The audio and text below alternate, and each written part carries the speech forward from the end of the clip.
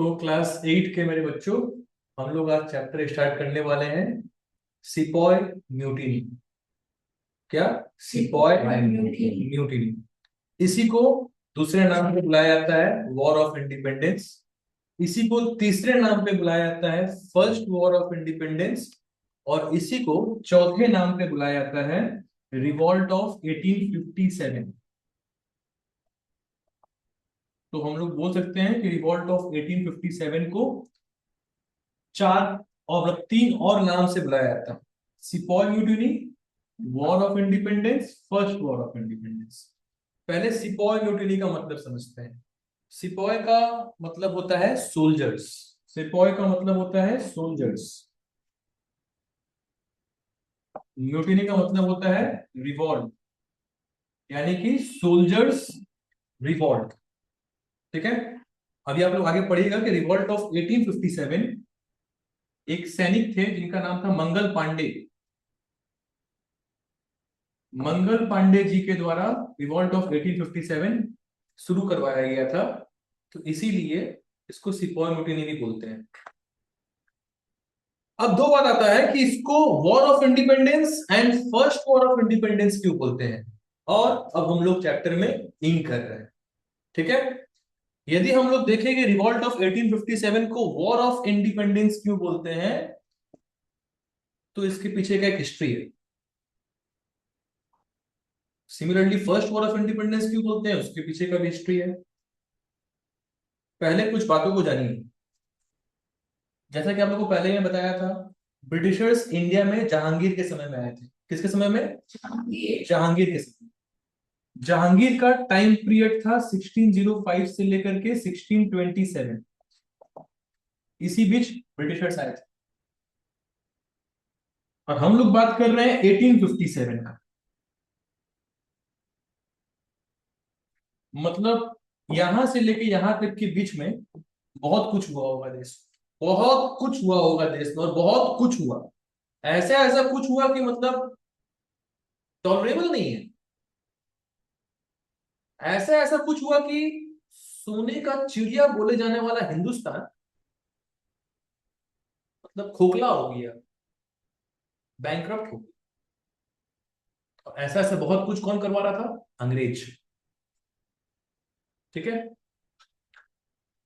कुछ बात और जानिए कि ब्रिटिशर्स इंडिया में तो आए, ठीक है, मगर ब्रिटिशर्स के आने के पहले और भी यूरोपियन कंट्रीज इंडिया में थी। पहले ही बताया मैं आप लोगों को। सबसे पहले आए थे पोर्तुगीज, क्रिस्टियानो रोनाल्डो वाला। उसके बाद आए फ्रेंच, एम्बापे वाला। उसके बाद आए डच, यानी कि नीदरलैंड। और उसके बाद आए इंग्लैंड, जिनको कल अर्जेंटीना बाहर कर दिया। गजब खेला अर्जेंटीना।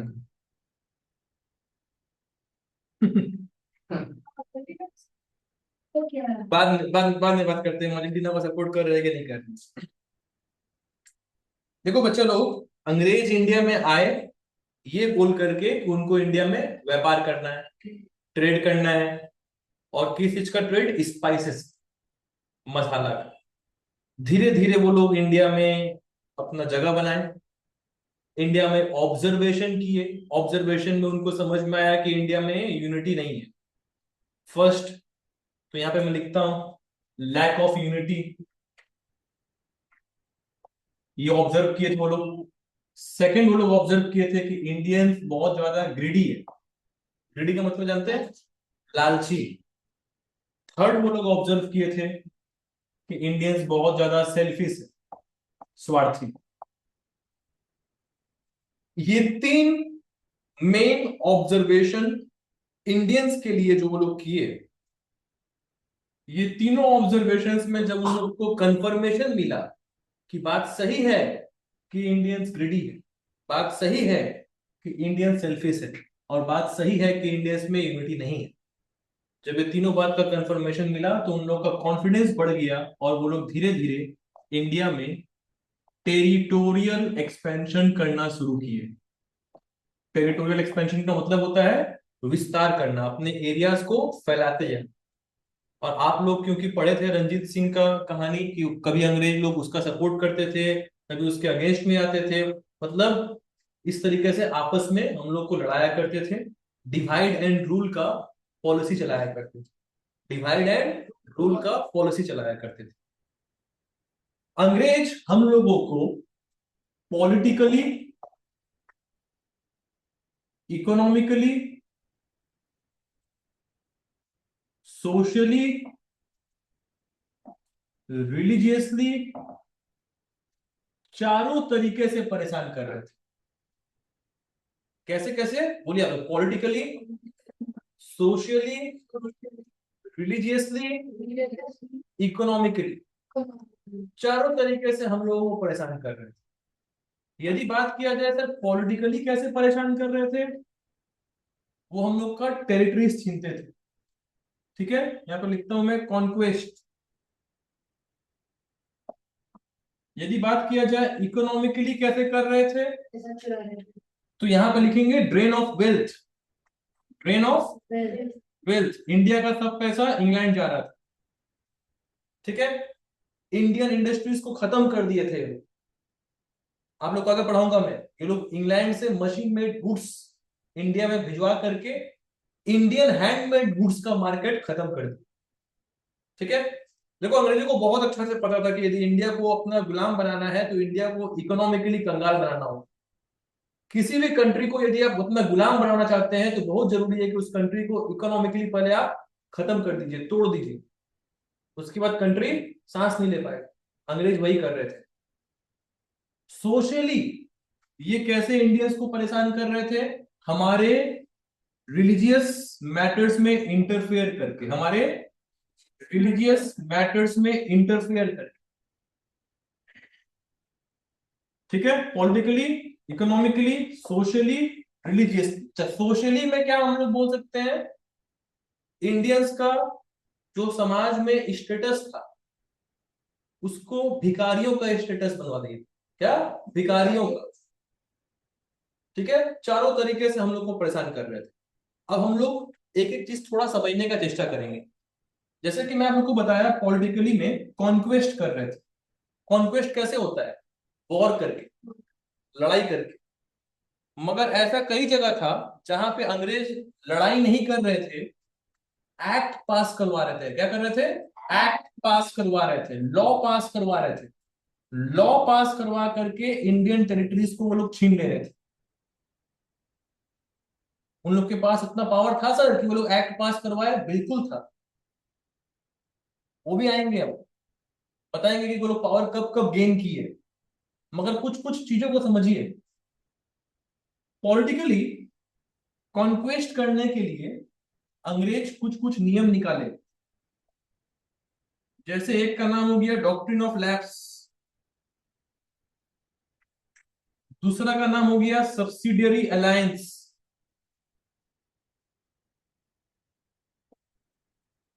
ये सब क्या था? पॉलिसीज था। क्या था ये सब? ये सब पॉलिसीज था। इन सब पॉलिसीज में एक्ट पास होता था। और आप लोग पढ़े हैं इंडियन पार्लियामेंट एक्ट का मतलब क्या होता है? लॉ। ठीक है, तो जानते हैं कि ये सब पॉलिसीज क्या है। डॉक्ट्रिन ऑफ लैप्स, ये पॉलिसी को इंट्रोड्यूस जो किए थे वो अपने माँ बाप का गलती था एक, और उसका नाम था लॉर्ड डलहौजी। नाम का लॉर्ड था, ये लोग शैतान था ये लोग। डलहौजी, इसके नाम पे मिलेनियम पार्क जगह पड़ता है। मिलेनियम पार्क डलहौजी में ही है। कोना दुकान में डलहौजी में ही है। अब बीजेपी का सरकार आ गया है तो उम्मीद करेंगे कि इन सब चमारों के नाम पे जो जगह का नाम रखा गया है उसे हटवाया जाए। तो डलहौजी इंडिया में एक नियम निकाले और बोले कि यदि किसी राजा का अपना खुद का प्रोडक्ट नहीं है, राजा का अपना खुद का प्रोडक्ट नहीं है, प्रोडक्ट मतलब सामान नहीं, प्रोडक्ट मतलब बच्चा। ठीक है, यदि राजा का अपना खुद का बच्चा नहीं है तो राजा के मौत के बाद राजा का जो किंगडम है वो अंग्रेज का हो जाएगा। और ये कोई बात हुआ? अरे भैया एक बात समझिए, हंसने का बात नहीं, कोई नहीं हंसेगा। अब मान लीजिए कोई राजा 75 ईयर्स का है, कितना? अब जब राजा का 75th बर्थडे हुआ उसी साल डलहौजी आ गया, और राजा का 75 ईयर्स तक कोई भी अपना प्रोडक्ट नहीं था। अब राजा को बर्थडे गिफ्ट देते हुए डलहौजी बोल रहे हैं कि आपके मरने के बाद आपका राज्य मेरा हो जाए। राजा बोला काहे भैया?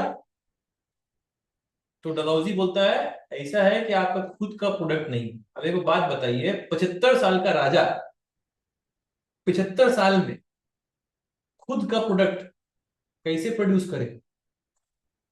बॉडी में बहुत कुछ मांगता है, carbohydrate, vitamin, protein, minerals. 75 years का बुढ़ा राजा के अंदर में ये सब चीज खत्म हो गया होगा, उसका प्रोडक्शन क्वांटिटी खत्म, मैन्युफैक्चरिंग यूनिट बंद हो गया था उसका। तो कहने का मतलब है कि ऐसे अवस्था में राजा क्या करे? तो राजा के दिमाग में को बात आया, चलो अडॉप्ट करते हैं। अंग्रेज बोला अडॉप्टेड चाइल्ड को कुछ नहीं मिलेगा, सिर्फ पेंशन मिलेगा। क्या मिलेगा? पेंशन मिलेगा। अडॉप्टेड चाइल्ड को किंगडम नहीं मिलेगा। अब इसका मतलब ये हो गया कि 75 साल का राजा का किंगडम का वैल्यू था 1000 करोड़ का, और उसका जो अडॉप्टेड चाइल्ड है उसको कितना मिलेगा? महीना का 1000 रुपये। 1000 करोड़ का उसका पूरा किंगडम है, जो उसका बेटा को मिलना चाहिए था अडॉप्टेड चाइल्ड को, और कितना मिलेगा? 1000 रुपया महीना का।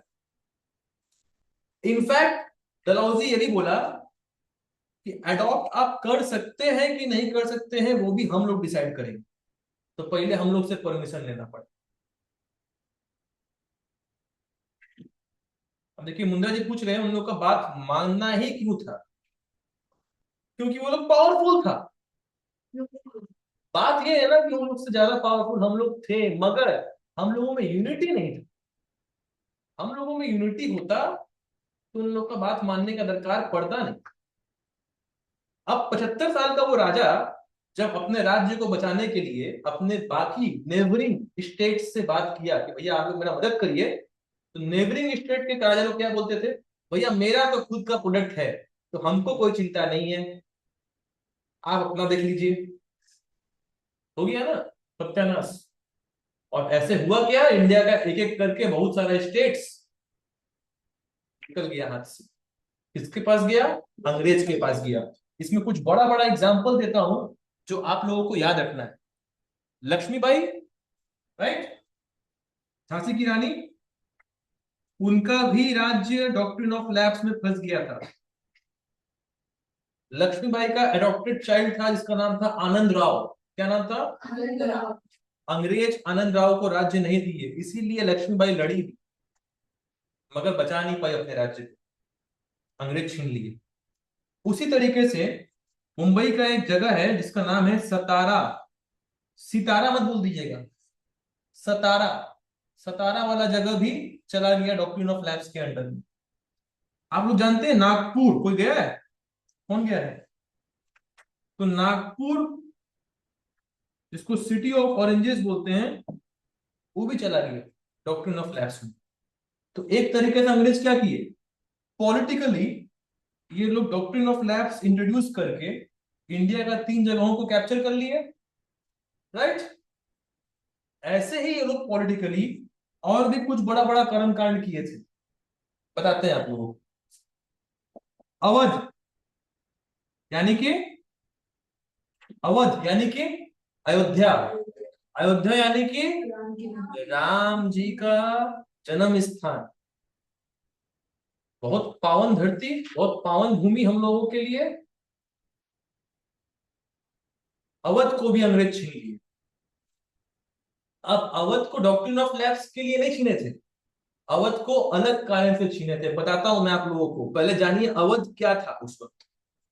अवध के जो राजा थे उनका नाम था, रिवॉल्ट ऑफ 1857 के समय का बात बता रहा हूं, कि अवध के जो राजा थे उनका नाम नाम था नवाब वाजिद अली शाह। अब ये मुस्लिम थे। अब सोचिए कि अयोध्या का जनता इनको बहुत मानता था। अयोध्या का जनता को इनसे कोई तकलीफ नहीं थी, और ये आदमी बहुत अच्छे थे, सबका ध्यान रखते थे। मगर इनका अपना खुद का प्रोडक्ट था, तो अंग्रेज तो डॉक्ट्रिन ऑफ लैप्स में इनको डाल नहीं पाते, तो अंग्रेज अब गुंडई कर रहे थे, अंग्रेज अब छिनतई करना शुरू कर दी। अंग्रेज क्या बोले कि अवध का जनता अवध के राजा से खुश नहीं है, अवध का राजा करप्शन कर रहा है बोल करके अवध अब हम लोग ले लेंगे। जनता पूरा अगेंस्ट में हो गया था अंग्रेज का, मगर जनता अंग्रेज को मार के भगा नहीं पाया, क्योंकि जनता को लीडर का दरकार था और इंडिया लीडरशिप में लैग कर रहा था। एक और बात जानिए कि अवध क्यों इंपॉर्टेंट था उस वक्त। अंग्रेजों के लिए काम करने वाले जितने भी सोल्जर्स थे, इंडियन सोल्जर्स, उन इंडियन सोल्जर्स का एक्चुअल घर अवध में ही हुआ करता था। जैसे आप लोग जानते हैं ना कि बहुत सारे इंडियन आर्मी के जवान लोगों को अलग अलग जगहों पे पोस्टिंग किया जाता है, मगर उनका घर तो कोई और स्टेट में होता है। तो उस वक्त के अंग्रेजों के लिए अपने जान का बाजी लगाने वाले भारतीय जो सोल्जर्स थे, उनका मेन घर अवध में हुआ करता था। और अंग्रेजों को चाहिए था कि ये सोल्जर्स हमेशा मेरे लिए काम करे, इसलिए इन सोल्जर्स को इमोशनली जकड़ के रखना जरूरी है, पॉलिटिकली जकड़ के रखना जरूरी है। और पॉलिटिकली जकड़ के कैसे रख सकते हैं? जब इन लोग को धमकाया जा सके कि देखिए आपका घर मेरे कंट्रोल में है, यदि आप मेरे लिए काम नहीं करिएगा तो आपका भी बच्चा को मरवा देंगे। तो बेचारे डर के मारे काम करते हैं अंग्रेज के लिए। समझ में आया बात? बच्चा लोग किस तरीके से लोग काम कर रहे थे, इमोशनली और पॉलिटिकली दोनों हो गया। तो ध्यान रखिएगा कि अवध वॉज एनेक्स्ड, अवध आपके बुक में होगा भी, Awadh was annexed on the grounds of miss governance और मैल एडमिनिस्ट्रेशन। और मैल एडमिनिस्ट्रेशन मतलब ठीक से नहीं चला पाया। आया बात समझ में? अवध को ऐसे छीन लिए ये लोग। तो ये सब क्या था?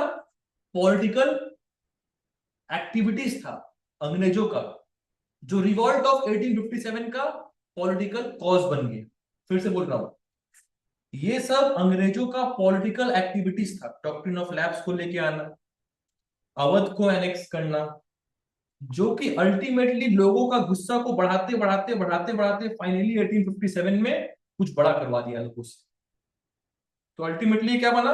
Political cause of revolt of 1857। अब आता है सब्सिडरी अलायंस। अंग्रेज देखे कि ऐसे कई सारे स्टेट्स हैं जिनके राजा का अपना खुद का प्रोडक्ट है।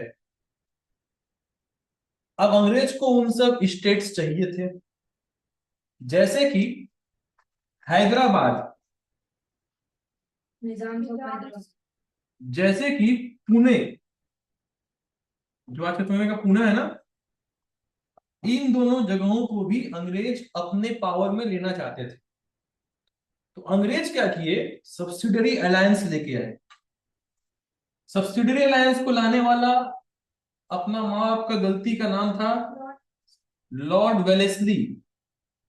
एक तो लॉर्ड था शैतान के नाम पर डलहौजी, दूसरा का लॉर्ड है शैतान के नाम पे वेलेस्ली। सब्सिडरी अलायंस का मतलब हो गया कि हम अंग्रेज हैं और आप एक आजाद राज्य है इंडिया के, हम आपको ऑफर दिए कि हमसे दोस्ती करो, नहीं तो हम मार देंगे। सोचिए, आपको वो राइट भी नहीं था कि आप ना बोल सकते हैं। यदि आप ना बोलेंगे तो इसका मतलब कि आप मेरा डिसरेस्पेक्ट कर रहे हैं, और आप मेरा डिसरेस्पेक्ट कर रहे हैं मतलब अब आपको लड़ाई के मैदान में आना हो। और आपको पता है कि आप लड़ाई में हमसे जीत नहीं पाएंगे, आपको पता है कि आप लड़ाई में मेरे अगेंस्ट में आइएगा, आपका अपना आपका हेल्प नहीं करने वाला है। और यदि आप मेरा दोस्ती एक्सेप्ट कर लीजिए तो क्या, वो सुनिए। सब्सिडियरी अलायंस बोलता था कि यदि आप मेरा दोस्ती एक्सेप्ट करेंगे तो हम आपके स्टेट को प्रोटेक्ट करेंगे। किससे प्रोटेक्ट करेंगे?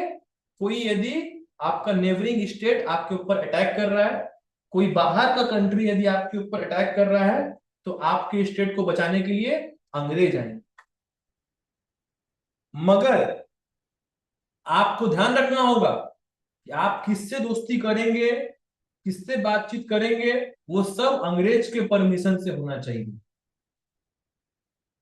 एक और बात कि आपके प्रोटेक्शन के लिए हम जो सोल्जर देंगे, उस सोल्जर का पूरा खर्चा पानी आप देंगे, क्योंकि सोल्जर को भी तो भैया सैलरी देना पड़ता है ना, अपना पॉकेट से काहे दें हम।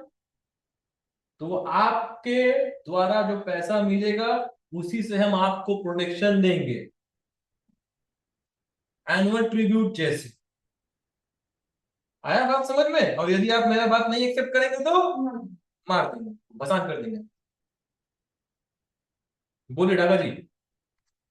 कैसे ये लोग डॉक्टर अपने आप के लिए रह कर इतना दबदबा बना के दिया। तो जब उनका पावर में राइज हो गया ये पीक पे खड़ी, तो राइज के टाइम पे जब उन्होंने देखा कितने जब ने इतना डिसीजन लेता है। अब इंडियन में देखेंगे राजा भी देखेंगे कि हम लोग के इतना इंटरफेयर कर रहे हैं हम लोग के मैटर में। तो तब उन्होंने ऐसा रिवोल्ट किया, तब जब राइज करे तब उनका पावर कम था, तब उन्होंने रिवोल्ट करके उनको हराने का ट्राई लैक ऑफ यूनिटी। तो एक भी उपाय नहीं देखा। देखो बाबू, एक बात ध्यान रखिए, अंग्रेज जब ये सब करना स्टार्टिंग स्टार्टिंग में शुरू किए थे, तब भी इंडियंस के पास, किसी एक इंडियन के पास उतना पावर नहीं था कि वो अंग्रेज को हरा सके। और इसका एक बात समझने का चेष्टा करो कि यदि कोई एक इंडियन स्टेट उस वक्त अंग्रेज को मारने जाता भी, हम लोग लेके जाते तलवार, तीर धनुष, और वो लोग तोप लेके खड़े थे सामने, वीडियो गेम खेल रहे थे वो लोग हम लोग के साथ। हम लोग जा रहे तलवार लेकर के दौड़ रहे हैं, वो लोग वहां पे खड़ा होकर के फायरिंग कर रहे हैं, एक लाइन के पहले ही लोग से डाले रहे। आया बात समझ में? और जब हम लोग बाद में ट्राई किए कि सबके संग मिल करके अटैक करवाए, तो सबका सपोर्ट नहीं मिला। मतलब वो लोग जहाँ पे वो पावरफुल है वहां का पावर यहाँ पे लाके यहाँ पे वो पावर। करेक्ट। तो हम लोग तीन चीज पढ़े, doctrine of lapse, subsidiary alliance, annexation of Awadh. ये तीनों क्या है? पॉलिटिकल कॉज, रिवॉल्ट ऑफ 1857 का पॉलिटिकल कॉज। ठीक है। अब अंग्रेज इसी तरीके से रिलीजियस मैटर में भी हमारा इंटरफेयर कर रहे थे। जैसे कि फॉर एग्जांपल मैं आप लोग को बताता हूं, ध्यान दीजिएगा।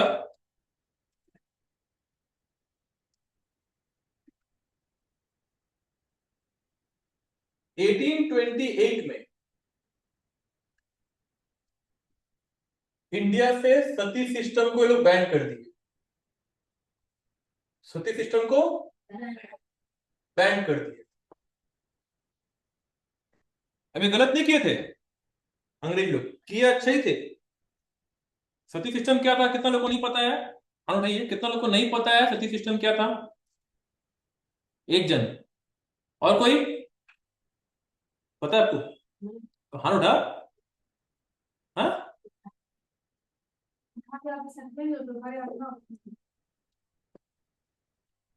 आपको भी नहीं पता? सती सिस्टम था कि पहले के समय का एक नियम था कि यदि लड़की का पति का डेथ हो जा रहा है, तो पति का जो बॉडी जलता था उसमें लड़की को भी बैठा दिया जाता था। अब ये बहुत बेकार नियम था ये। मान लीजिए लड़की का शादी हुआ है 8 साल की उम्र में, और लड़का उससे 4 साल बड़ा था, 12 साल का। लड़का बचपन से ही खैनी और पूजा खाने वाला था। 12 साल का उम्र होते होते लड़का का किडनी लीवर सब फेल हो गया, शराबी भी था, कुछ बचा नहीं। 12 साल में उसका फाइल क्लोज हो गया। तो इसमें लड़की का क्या गलती है? लड़की को भी जला दिया जाता था। और ब्राह्मण लोग बोलते थे कि यदि ऐसा नहीं करिएगा तो पाप मिलेगा। लड़की का घर वाला लोग भी मान लेता था कि भैया यदि परिवार का आगे बढ़ना है तो लड़की को कुर्बानी देना पड़ेगा। ऐसे बोल के लड़की को जला दिया जाता था जिंदा। और ब्राह्मण लोग ये सब चीज जानबूझ से करते थे, क्योंकि ब्राह्मण का इन सबको जो रीति रिवाज होता था, रिचुअल्स, उसमें इनका कमाई होता था। तो एक अंग्रेज थे जिनका नाम था Lord William Bentinck, sorry, Lord William Bentinck. ये क्या किए, सती सिस्टम को बैन करवा दिया। ये बोले कि नहीं चलेगा ये सब चीज, ये सब इनह्यूमन ट्रीटमेंट इंडिया में नहीं चलेगा। अब जितने भी ब्राह्मण्स थे इंडिया में वो सब के सब हो गए अंग्रेज के अगेंस्ट, कि भैया आप कौन होते हैं हमारे धर्म में इंटरफेयर करने वाले लोग। तो एक तरीके से सारे ब्राह्मण्स अंग्रेज के अगेंस्ट हो गए। एक और बात जानिए कि अंग्रेज नियम क्या निकाले थे। एक एक्ट पास किए थे जिस एक्ट का नाम था रिलीजियस डिसएबिलिटी एक्ट, 1850 में निकाले थे। इस एक्ट का मतलब था कि यदि किसी इंडियन को अपने पूर्वज का प्रॉपर्टी चाहिए, पूर्वज एंसेस्टर्स का प्रॉपर्टी चाहिए, तो इंडियन को क्रिश्चियनिटी में खुद को चेंज करना हो। ये कोई बात हुआ? अब आपके दादा आपके पापा का पैसा है, अब आपको चाहिए, तो अंग्रेज बोल रहा आपको नहीं मिलेगा। यदि आपको चाहिए तो आपको क्रिश्चियनिटी में चेंज करना हो। ये अंग्रेज एक अच्छा काम किए थे, बेचारा का किस्मत खराब था कि इसके लिए भी लात खा गए लोग। मगर बाकी सब जो रिलीजियस मैटर में वो लोग इंटरफेयर कर रहे थे वो सब इंडियंस को चुभ रहा था, जैसे कि एक रिलीजियस डिसेबिलिटी एक्ट। वैसे ही अंग्रेज क्या किए थे, फोर्सफुल कन्वर्जन कर रहे थे। फोर्सफुल कन्वर्जन मतलब इंडियंस को जबरदस्ती, जोर जबरदस्ती क्रिश्चियनिटी में बदल रहे थे। जैसे जो जो इंडियंस को जेल में रखा जाता था उनको जा करके बोला जाता था कि यदि आप क्रिश्चियनिटी में चेंज करिएगा अपने आप को तो आपको हम फ्री कर देंगे। इनफैक्ट जो इंडियन स्कूल्स में संस्कृत भाषा चला करता था, हिंदी भाषा चला करता था और उर्दू भाषा चलता था मुस्लिम लोगों का मदरसा में, जहां पे मुस्लिम टेररिस्ट निकलते हैं, तो इन सब जगहों पे जैसे मदरसा में उर्दू पढ़ाया जाता है, अली बे रे ते खाइस गईस करीस, और हिंदू जितना भी स्कूल वगैरह में जहां पे हिंदू और हिंदी और संस्कृत पढ़ाया जाता था, इन सब जगहों पे अंग्रेज in the name of father and sister करने लग गए। ठीक है। अब बेचारे जो मौलवी है, जो अब तक चिल्लाते आए थे मदरसाओं से अल्लाह अकबर अल्लाह, उन लोग अचानक से in the name of father and sister कैसे करेंगे? अब जो पंडित लोग थे, जो लोग मंगलम भगवान विष्णु मंगलम गरुड़ ध्वज करते थे, वो लोग अचानक से हॉली फादर हॉली मदर कैसे बोलेंगे? और वो लोग यदि नहीं बोल पाते थे तो उनको मार दिया जाता था। तो इंडियंस लोगों को ये बात समझ में आने लग गया कि उनका धर्म खतरा में। और धर्म खतरा में है का सबसे ज्यादा टेंशन किसको होता है? मुस्लिम लोगों को। ये लोग हर दूसरा तीसरा बात में बोलना शुरू कर देता है इस्लाम खतरा में है, इस्लाम खतरा में है, इस्लाम खतरा में है। ये लोग पूरे खतरा है, कोई बात भी गलत नहीं है। तो अल्टीमेटली हम लोग क्या देख रहे हैं, अंग्रेज जो इंडियंस को फोर्सफुली कन्वर्ट कर रहे थे वो भी अंग्रेज के अगेंस्ट रीजंस बनते जा रहा था। और वो कौन सा रीजन हो गया? Religious cause. यहां तक समझ में आया बच्चे लोग थोड़ा मोड़ा? एक और जानिए, अंग्रेज इंडिया में रेलवे इंट्रोड्यूस किए। कब किए? 1853 में। कब किए? 1853।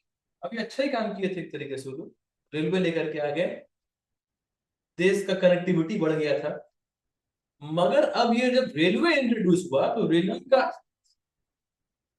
फर्स्ट क्लास रुकना, तो जब रेलवे लाइन का कंस्ट्रक्शन हो रहा था तो टेलीग्राफ पोल्स बनता है ना रेलवे लाइन के, आते आते देखते होंगे जो रेलवे लाइन में पोल्स होता है लंबा लंबा, तो पोल्स बन रहा था। और हिंदुओं के बीच में कोई ये बात अफवाह फैला दिया कि यदि आप क्रिश्चियनिटी में खुद को चेंज नहीं करिएगा तो अंग्रेज आपको इस पोल से लटका देंगे। और कुछ कुछ हिंदू डर के मारे, कभी कभी इंसान डर के मारे मर्डर कर देता है दूसरे को, तो वैसे कुछ कुछ हिंदू डर के मारे पोल से तोड़ दिए। ठीक है कि ना रहेगा बांस ना बजेगा बांसुरी। अब ये तो था रेलवे लाइन कंस्ट्रक्शन के वक्त का झमेला। जब रेलवे इंट्रोड्यूस हो गया तब झमेला क्या था सुनिए। ब्राह्मण्स लोग हमेशा से सोसाइटी में खुद को बोलते थे भगवान के खास।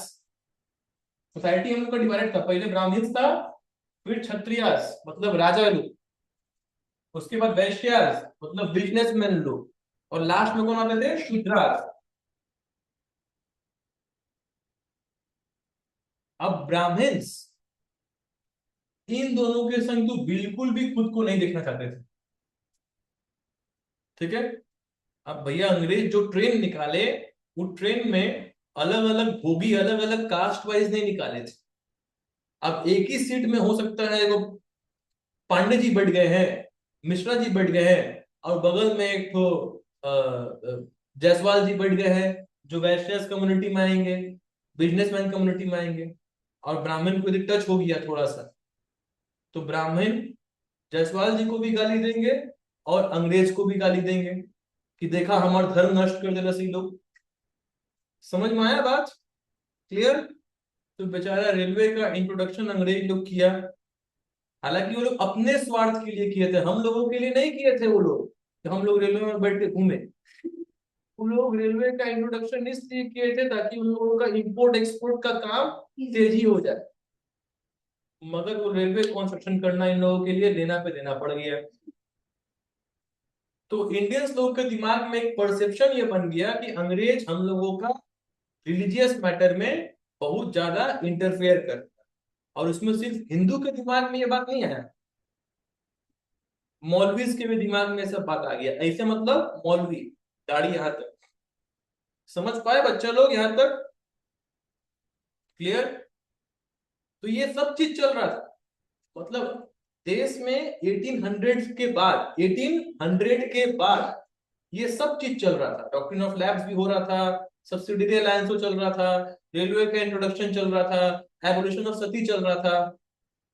इतना ही नहीं, एक और बात जानिए, 1856 में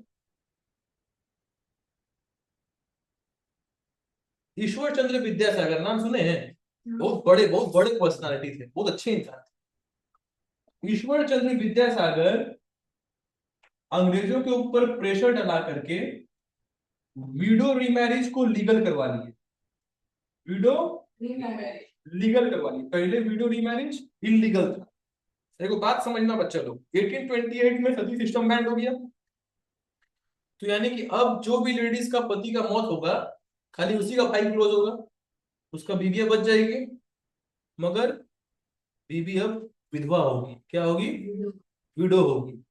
और विडो का लाइफ उस वक्त हेल था, बेटर था कि वो जान दे देती, मगर तो जिंदा रह जा रही है ना आगे, उसका लाइफ को एकदम नरक बना दिया गया था। विडो है यदि आप, तो आपको खाली सादा साड़ी पहनना होगा, आप घर से बाहर नहीं निकल सकती हैं। इनफैक्ट आपको सोसाइटी में कोई देख ना ले, यदि आपको सोसाइटी में किसी का नजर आपके ऊपर पड़ गया, तो वो लोग आपको अभागिन, कुलच्छिनी, हेन तेन 50 वर्ड बोल करके आपको ह्यूमिलिएट करते थे, मारा पीटा भी रहता था। यदि मान लीजिए किसी वीडियो के मन में थोड़ा आ गया कि आज मेरा बर्थडे है, हम भी एक वैसे फोटो क्लिक करवाएंगे, और थोड़ा सच धज करके फोटो क्लिक करवाने जाती, तो उसको चप्पल मारा जाता था। वीडियो को किचन में नहीं घुसने दिया जाता था। वीडियो के लिए नियम था कि आप सुबह 6 बजे तक के अंदर में खाना वाना खा करके अपने रूम के अंदर घुस जाइए, और रात को 11 बजे के बाद आप फिर वापिस थोड़ा बाहर निकलेंगे, खाना खाकर फिर रूम के अंदर चल जाइएगा। आपको बाहर निकलेंगे उकलेंगे तो आपको दिन भर मेंटली टॉर्चर किया जाएगा। और यदि वो वीडियो दोबारा किसी से शादी करना चाहे तो कोई क्वेश्चन नहीं, आउट ऑफ सिलेबस बात नहीं। तो इन सब चीजों को देख करके ईश्वर चंद्र विद्यासागर का दिमाग खराब हुआ। वो बोले भैया ऐसा का है, ये सब का, why should boys have all the fun? तो ईश्वर चंद्र विद्यासागर 1856 में विडो रीमैरिज लीगल करवाए। अब जितने भी ब्राह्मण्स थे सब गर्म हो गए कि देखो ये हम लोग का धर्म नष्ट कर रहा है और इसके साथ अंग्रेज भी मिल गया है, दोनों देश का दुश्मन। तो अल्टीमेटली अंग्रेज अपना दुश्मन तब भी और बढ़ा लिए थे। कुछ कुछ ये लोग अच्छा काम किए थे, उसने भी इन लोगों का बांस रोक दिया। ठीक है, समझ में आया बच्चे लोग? यहाँ तक पॉलिटिकल कॉज, रिलीजियस कॉज थोड़ा मोड़ा समझ में आया होगा आप लोगों को। अब जानिए आप लोग economical cause, that is very important.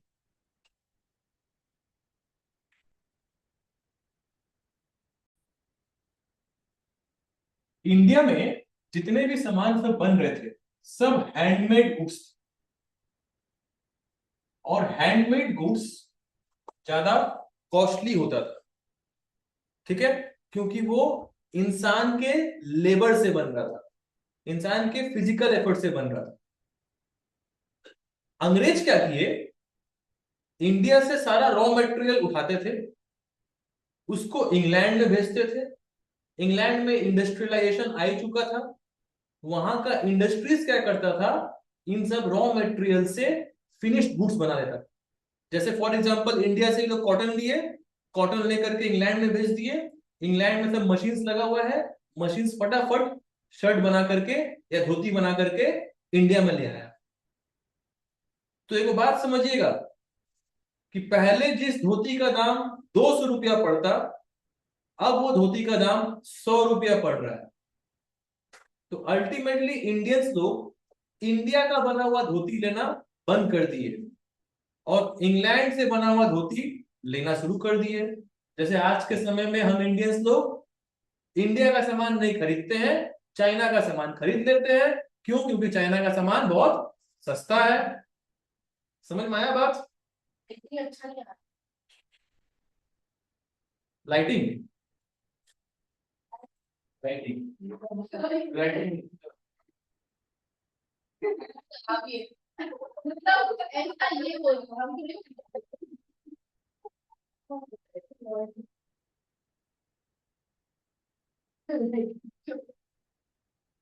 अब अंग्रेज लोग एक और बात समझिए, अंग्रेज लोग भिखारी थे।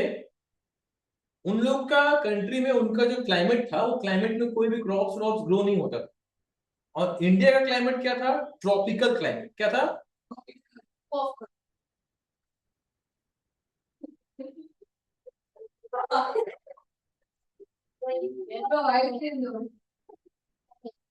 इंडिया का ट्रॉपिकल क्लाइमेट में बहुत इंपॉर्टेंट क्रॉप्स ग्रो होता था, जैसे कि कॉटन, जूट, इंडिगो, ओपियम। ये 4 मेन क्रॉप्स था जो इंग्लैंड में ग्रो नहीं होता था, इंडिया में ग्रो होता था। अंग्रेज क्या करते थे, इंडिया से ये सारे क्रॉप्स को फ्री ऑफ कॉस्ट, फिर से बोल रहा हूं, फ्री ऑफ कॉस्ट किसानों से लेकर के अपने देश पहुंचाया करते थे और वहां से फिनिश्ड गुड्स बनाते थे। जैसे कॉटन ले आते थे यहां से और वहां से शर्ट बनवा करके इंडिया में भेज दिया करते थे। जूट इंडिया से खरीदते थे फ्री ऑफ कॉस्ट, इंग्लैंड में जूट का बैग, जूट का मैट सब बनवा करके इंडिया में बेचा करते थे डबल दाम में। इंडिगो जानते हैं? इंडिगो क्या होता है बोलेंगे आप लोग? Die colour. हाँ, इंडिगो क्या होता है? Die colour. जो ब्लू कलर का डाई बनता है वो इंडिगो से ही बनता है। अब इंडिगो का यूरोपियन मार्केट में बहुत गजब का डिमांड था, मगर इंग्लैंड में कोई इंडिगो ग्रो ही नहीं होता था। तो वो लोग इंडिया से इंडिगो खरीद करके इंग्लैंड भिजवा दिया करते थे। ओपियम जानते हैं क्या होता है? ओपियम को बोलते हैं अफीम। क्या बोलते हैं? अफीम नशा का चीज होता है। और इंग्लैंड वाला लोग तो है ही नशेड़ी। पेन, क्या बोलते हैं, बेन स्टोक्स। उसका चेहरा देख के समझ में आता है नशेड़ी है वो, है तो। वो लोग को ये सब दे दीजिएगा तो दिन भर सुनते रहेगा। तो अंग्रेज क्या करते थे, इंडियन फार्मर्स को, ध्यान दीजिएगा बच्चों लोग, अंग्रेज इंडियन फार्मर्स को फोर्स किया करते थे कि इंडियंस लोग ऑफ सीजन, क्या ऑफ सीजन में ये सारा क्रॉप्स ग्रो करें। मतलब ये सब क्रॉप्स को ग्रो करने का एक सीजन होता है। तो अंग्रेज बोलते थे कि साल भर आप लोग ग्रो करो, आप लोग को राइस ग्रो नहीं करना पड़े मत करिए। इंडियंस बोलते थे भैया हमारे इंडिया में राइस का डिमांड है। बोलते थे मरे तुम्हारे देश के लोग, कोई मतलब नहीं है, हमारे देश में कॉटन का डिमांड है, कॉटन ग्रो करो। इंडियंस बोलते थे कि हमारे देश में वीट, गेहूं का दरकार है। अंग्रेज बोलते थे आड़ बजाओ, गेहूं नहीं ग्रो होगा, ओपियम ग्रो करो, क्योंकि हम लोगों का वहां पर डिमांड है। भैया किसान लोग ग्रो करने के लिए मजबूर थे, मगर किसान को ऑफ सीजन क्रॉप ग्रो करने के लिए फैसिलिटीज चाहिए, उनको सीड्स चाहिए होता था, इरिगेशन फैसिलिटीज मतलब पानी का सुविधा चाहिए होता था। अंग्रेज कुछ नहीं देते थे। और यदि किसान ग्रो नहीं कर पाते थे तो किसान से उनका जमीन छीन लेते थे, उनको जान से मार देते थे, उनको डेट ट्रैप में फंसा दिया करते थे, कर्ज का बर्डन में फंसा दिया करते थे। और धीरे धीरे वो लोग इंडिया को पूरी तरीके से खोखला करके, पूरी तरीके से इंडिया को कंगाल करके चले गए। अब इतना जो अत्याचार इंडियंस के ऊपर हो रहा था, चाहे पॉलिटिकली बोलिए, चाहे सोशली बोलिए, चाहे रिलीजियसली बोलिए, चाहे इकोनॉमिकली बोलिए, ये सब चीज इकट्ठा होते जा रहा था। इंडियंस का गुस्सा दिन पे दिन बढ़ाते जा रहा था। एक तरीके से बोलिए तो पॉलिटिकल, सोशल, इकोनॉमिक और रिलीजियस जो अंग्रेज ये सब एक्टिविटीज कर रहे थे, वो एक्टिविटीज एक्टिविटीज नहीं, केरोसिन फेंक रहा था। वो लोग अपना ऐसा हरकत करके पूरे इंडिया में एक तरीके से केरोसिन फेंक दिया था। दरकार था एक खाली माचिस का तिल्ली, जो उन केरोसिन पर लगता तो पूरा आग लग गया हो। और ये आग लगा। ये माचिस का तिल्ली था एनफील्ड राइफल। क्या था? Enfield rifle. अंग्रेजों का ये सब हरकत चारों तरफ केरोसिन फैला रहा था, और उसमें माचिस का तिल्ली कौन मारे? मंगल पांडे। ठीक है। एनफील्ड राइफल, एनफील्ड राइफल क्या था मैं आप लोग को बताता हूं, समझिएगा। एनफील्ड राइफल उस समय का एक बंदूक था। जैसे अभी हम लोग बंदूक को ऐसे टानते हैं ना लोड करने के लिए, उस वक्त का बंदूक को ऐसे नहीं टाना जाता था, दांत से टानना पड़ता था। दांत से टान करके कार्ट्रिज को लोड करना पड़ता था। जिस जगह पे दांत लगाया जाता था, वो जगह काऊ का और पिग का मांस से बना हुआ होता था। काऊ और पिग का मांस से बना होता था। काऊ हिंदुओं के लिए क्या है आप लोग जानते हैं, और पिग मुस्लिम्स के लिए अनक्लीन माना जाता है, राइट।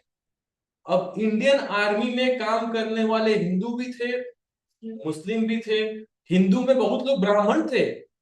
मंगल पांडे हिमसेल्फ ब्राह्मण थे। तो ब्राह्मण लोग कहां से गाय का चमड़ा पे या गाय का मांस के ऊपर अपना मुंह लगाएंगे? और यदि कोई इंडियन, चाहे हिंदू हो या मुसलमान हो, यदि वो एनफील्ड राइफल को यूज करने से मना करता था तो उनको मार दिया जाता था। और सबसे ज्यादा दुख का बात यह था कि एक इंडियन को एनफील्ड राइफल का यूज दूसरे इंडियन को मारने के लिए करवाया जाता था। मंगल पांडे बोले कि भैया, जब यही होना है तो हम चुपचाप नहीं बैठेंगे, हम भी कुछ बड़ा कांड करेंगे। वो क्या किए, वो अंग्रेजों को मार दिया। और वहां से शुरू हो गया रिवॉल्ट ऑफ 1857। इसीलिए इसको इमीडिएट कॉज बोलते हैं। क्या बोलते हैं? Immediate cause of the revolt of 1857 क्या था? Enfield rifle. याद रहेगा आप लोगों को दिमाग में? पक्का? नेक्स्ट क्लास में बुक से हम लोग इन करेंगे। आप लोग इस चैप्टर का पूरा जो वीडियो है, जो आज के क्लास का रिकॉर्डिंग है, उसको अच्छा से देख के आइए। ठीक है। इनफैक्ट इफ पॉसिबल चैप्टर को एक बार रीड भी करके आइएगा, ताकि नेक्स्ट क्लास में समझने में इजी रहे।